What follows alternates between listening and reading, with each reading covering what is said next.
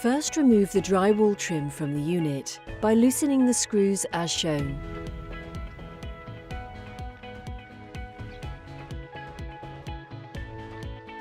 There are 5 drywall trim pieces to be removed.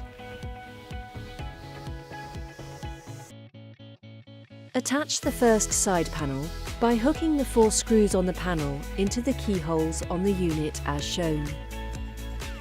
If you notice the panel is hanging loosely, remove the panel from the unit.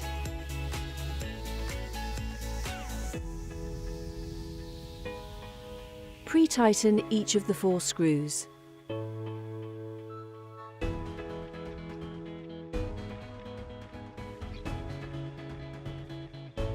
The panel should now fit more securely onto the unit.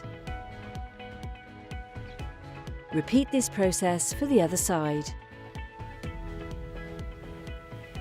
Install the front panel by hooking the 6 screws into the keyholes on the unit as shown.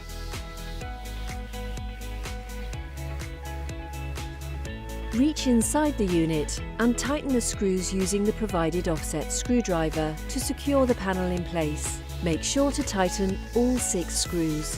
You may now install the outer base cover panel. For complete instructions on installing and servicing Regency fireplaces, download the manual from regency-fire.com.